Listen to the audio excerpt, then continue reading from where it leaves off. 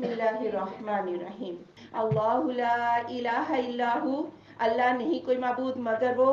الحی القیوم زندہ قائم رکھنے والا یا قائم رہنے والا، لا تأخذہ سنۃ ولا نوم نہیں پکڑتی اسے اونگ اور نہ نیند، لہ ما فی السماوات و ما فی الارض اسی کے لیے ہے جو کچھ آسمانوں میں ہے اور جو زمین میں، من ذا الذی یشفع عندہ الا باذنہ کون ہے وہ جو سفارش کرے اس کے پاس مگر اس کی اجازت سے، یعلم ما بین ایدیہم وما خلفہم وہ جانتا ہے جو ان کے آگے ہے اور جو ان کے پیچھے ہے، ولا یحیطون بشیء من علمہ اور نہیں وہ احاطہ کر سکتے کسی بھی چیز کا اس کے علم میں سے، الا بما شاء مگر ساتھ اس کے جو اس نے چاہا، وسع کرسیہ السماوات والارض وسیع ہے اس کی کرسی آسمانوں اور زمین پر، ولا یعودہ حفظہما اور اسے نہیں تھکاتی ان دونوں کی حفاظت، وہو العلی العظیم اور وہ بلند ہے بڑا، یعنی اللہ تعالیٰ کے قرآن کی سب سے عظیم آیت جو ہے وہ آیت الکرسی ہے، اور جو بندہ رات کو اسے پڑھ کے سوتا ہے تو اللہ ایک نگران فرشتہ اس پر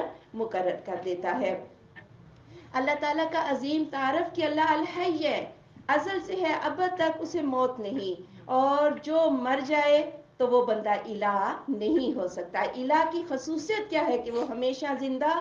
اور دوسروں کے وجود کو قائم رکھنے والا، اگر اللہ نہ دے ہمیں ایک آکسیجن ہی نہ دے تو کوئی اپنا وجود برقرار نہیں رکھ سکتا، اور اللہ تعالیٰ اس پورے انتظام کو چلا رہا ہے، اسے نہ اونگ آتی ہے اور نہ نیند، اور جو سو جائے جس کو نیند ہے جس کو احتیاج ہے وہ تمہارے نفع اور نقصان کا اختیار نہیں رکھتا، اور اگر اللہ کو نیند آ جائے تو کائنات کا سارا نظام جو ہے یہ درہم برہم ہو جائے۔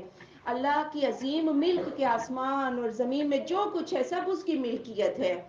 اللہ کے آگے کوئی سفارش نہیں کر سکتا، جو یہ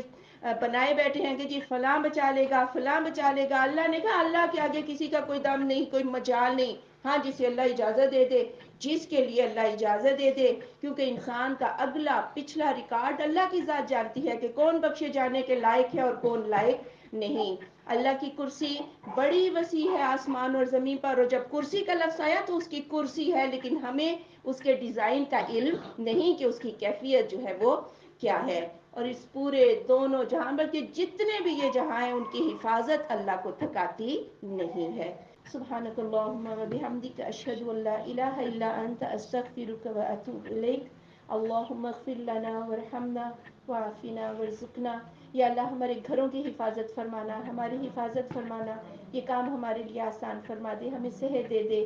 یا اللہ اس محفل میں جتنی حاضرات ہیں اور جو جہاں جہاں قرآن سننے ہیں یا اللہ سب کی آرزویں پوری فرما دے۔ ربنا تقبل منا انك انت السميع العليم وتب علينا انك انت التواب الرحيم، وصلى الله تعالى على خير خلقه محمد وعلى آله وصحبه اجمعين برحمتك يا